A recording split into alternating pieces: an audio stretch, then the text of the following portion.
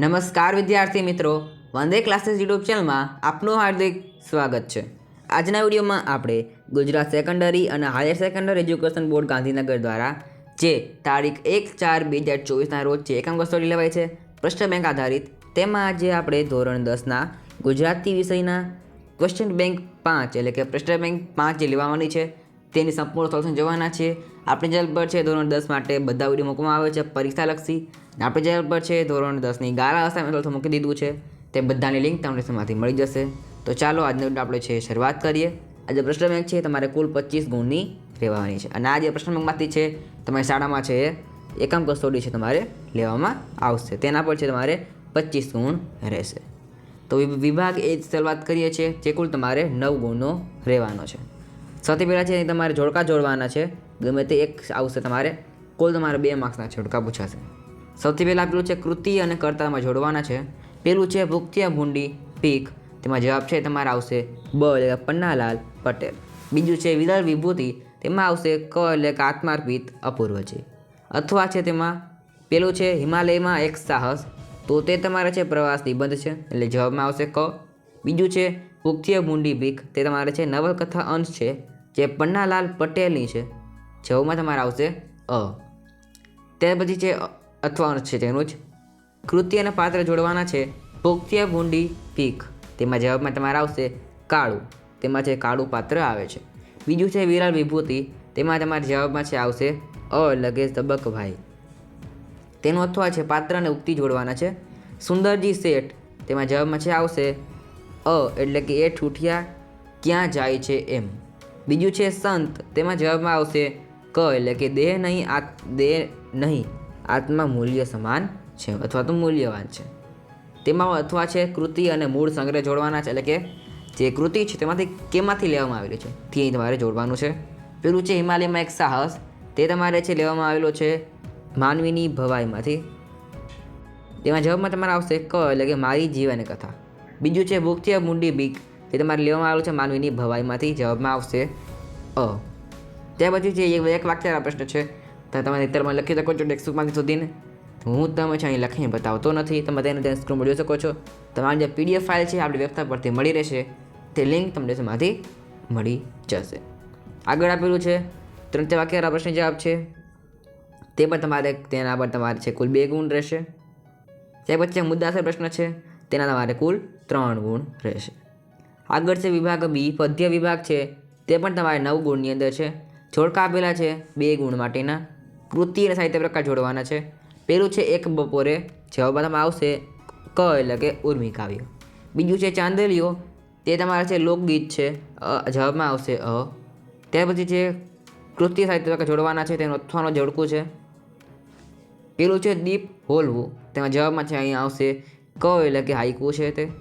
બીજું છે ચિત જે જીત માય હાર, ચેત છે જીત માય હાર, તે તમારે જે છે અહીંયા મુક્તક છે, જવાબમાં આવશે તમારે અ। આગળ છે ચેત જે જીત માય હાર, તેના જે કર્તા છે એ તમારે છે અહીંયા રાવજી પટેલ, એ જવાબમાં તમારે રાવજી પટેલ નહીં આવે, જવાબમાં તમારે છે આવશે રહીશ મણિયાર, શું આવશે રહીશ મણિયાર આવશે। ત્યાર પછી છે બીજું એક બપોરે, તેના જે કર્તા છે તમારે છે રાવજી પટેલ, જવાબમાં આવશે ક। તેનું અથવાનું છે કૃતિ અને કર્તા જોડવાના છે। સફળતા જિંદગીની હસ્તરેખામાં, તેમાં જવાબમાં તમારે છે આવશે મુરલી ઠાકુર, શું આવશે મુરલી ઠાકુર। ત્યાર પછી છે દીપ હોલવું, તેમાં તમારે જે આવશે અનિરુદ્ર બ્રહ્મભટ્ટ, તેનું અથવાનું છે એક બપોરે, તે તમારે કેમાં લેવામાં આવેલું છે, તો તેમાં જવાબમાં જ આવશે તમારે બ એટલે કે અંગત। બીજું છે ચાંદલિયો, તેમાં લેવામાં આવેલું છે રડિયાળી રાતમાંથી, જવાબમાં તમારે આવશે ક। ત્યાર પછી એક વાક્યના પ્રશ્ન છે, તમે જોઈ શકો છો સ્ક્રીન ઉપર, અથવા તમને PDF ફાઇલ છે તમને ડિસ્ક્રિપ્શનમાંથી મળી જશે।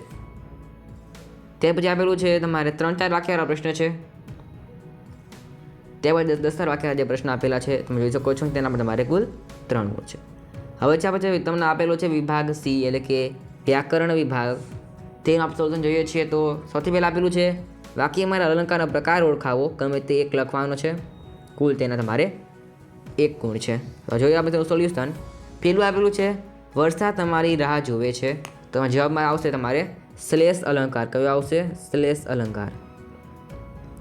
ત્યાર પછી છે કામિની કોકિલા કેલી કુંજન કરે છે? તો તેમાં જવાબ તમારે આવશે વર્ણાનુપ્રાસ. કયો આવશે? વર્ણાનુપ્રાસ. ત્યાર પછી છે અખાડામાં જવા મેં ઘણા અખાડા કર્યા. તો જેમાં જવાબમાં આવશે સજીવારોપણ. નહીં આવશે, તમારા જવાબમાં આવશે શબ્દાનુપ્રાસ. કયો આવશે? શબ્દાનુપ્રાસ.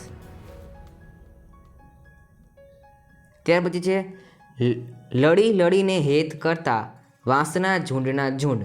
તેમાં જવાબમાં આવશે સજીવારોપણ અલંકાર. કયો આવશે? સજીવારોપણ. ત્યાર પછી છે ઝૂમો ગાંડાની જેમ દોડ્યો. તેમાં જવાબમાં આવશે ઉપમા અલંકાર. તો આજ તમારે છે અલંકારો લખવાના રહેશે. ત્યાર પછી આપેલું છે તમારે પંક્તિનો છંદ ઓળખાવાનો છે. તેમાં તમને કુલ 1 ગુણ રહેશે. પહેલું આપેલું છે અસત્ય માહીથી પ્રભુ પરમ સત્યે તું લઈ જા. તેમાં જવાબમાં મારે આવશે શિખરીણી છંદ. શિખરીણી છંદ આવશે અહીં. ત્યાર પછી છે બીજું રે પંખીડા સુખથી ચણજો ગીતવા કાંઈક ગાજો.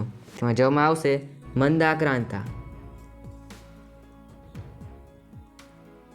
ત્યાર પછી છે સાંભળી શિયાળ બોલ્યું દાખે દલપત રામ અન્યનું તો એક વાંકું આપના 18 છે. તેમાં જવાબમાં છે આવશે તમારે મનહર છંદ. કયો આવશે? મનહર. ત્યાર પછી છે કરતા ઝાડ કરોડિયો ભોય પડી ગભરાય વણ તૂટેલે તાંતળે ઉપર ચડવા જાય. તેમાં છે જવાબમાં આવશે દોહરો છંદ. ત્યાર પછી છે અમારાએ દાદા વિપુલ વડના ઝુંડ સરખા. તેમાં છે આવશે જવાબ શિખરીણી છંદ.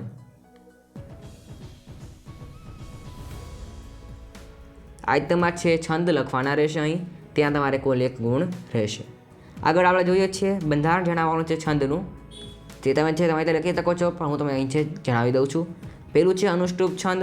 તો તેમાં છે તમારે 8 અક્ષરના 4 ચરણ આવશે. શું આવશે? 8 અક્ષર 4 ચરણ. 4 ચરણ. ત્યાર પછી છે અહીં શિખરીણી છંદ છે તેનું બંધારણ આવશે. તો તેમાં તમારે છે કુલ 17 અક્ષર આવશે. કેટલા? 17 અક્ષર. ત્યાર પછી ચોપાઈ છંદ છે. તેમાં તમારે છે કુલ દરેકમાં 15 4 ચરણ. કુલ તમારે આવશે દરેકમાં 15, એટલે કે દરેક જે ચરણ છે તેમાં તમારે 15 માત્રા, અને દરેકમાંથી કુલ તમારે 4 ચરણ આવશે. ત્યાર પછી જે મંદાક્રાંતના છંદ છે તેનું બંધારણ છે તેમાં આવશે 17 અક્ષર. 17 અક્ષર. ત્યાર પછી છે દોહરો છંદ. તો તેમાં આવશે તમારે માત્રા પહેલા અને ત્રીજા ચરણમાં. યતિ તમારે આવશે ચોથા અને 10મા અક્ષરે. ફરીથી યતિ તમારે છે ચોથા અને 10મા અક્ષરે આવશે, અને જે માત્રા છે એ પહેલા અને ત્રીજા ચરણમાં આવશે. પછી અમારે આપેલું છે વિભાગ ડી અર્થગ્રહણ છે, જેમાં તમારે અહીં તમને આપેલું છે ગદ્યખંડનો આશરે ત્રીજા ભાગમાં સંક્ષેપ કરવાનો છે, તેને યોગ્ય શીર્ષક આપવાનું છે. તેના તમારે 4 ગુણ છે. તમે જે જાતે લખી શકો છો. તમારે જે નવનીતમાં છે તમને અહીં આ આપેલું છે. તો તમારી જે PDF ફાઇલ જોઈતી હોય તેમાં તમે મળી જશે.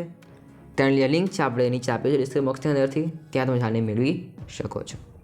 તો આજના વિડીયોમાં આટલું જ. ફરી મને નેક્સ્ટ વિડીયોમાં. Thanks for watching. All the best.